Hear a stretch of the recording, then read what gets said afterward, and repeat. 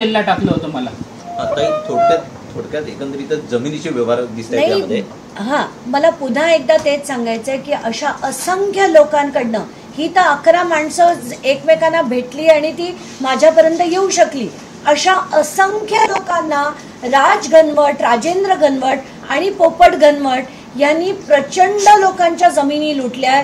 सगळ्या यंत्रणा यांच्यासाठी काम करतात आणि सगळीकडे धनंजय मुंडे हे बऱ्यापैकी ठिकाणी फोन करून दहशत निर्माण करून या सगळ्यांच्या जमिनी लाटल्या गेल्या.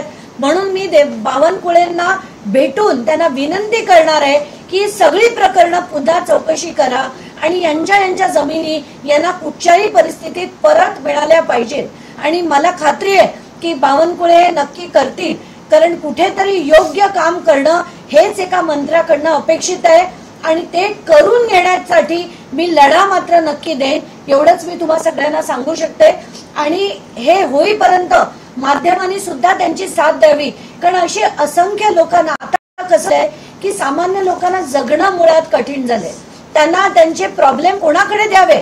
आज या बाई म्हणा, याची सगळी माणसं म्हणा, यांचीच एक पुतळे देखील आले होते मागच्या वेळेस, ते देखील म्हणाले की घेऊन कोर्टाच्या भाऱ्या करायला लागतायत. प्रत्येक वेळेस कोर्टापर्यंत जा ये खर्च होतो, त्या दिवशीच आमचं काम जातं, सुट्टी घेतली जाते. तर हे जे छळ चाललेत आणि हे जेवढे राजकारण्यांचे पाळलेले लोक आहेत ना, या सगळ्यांना आता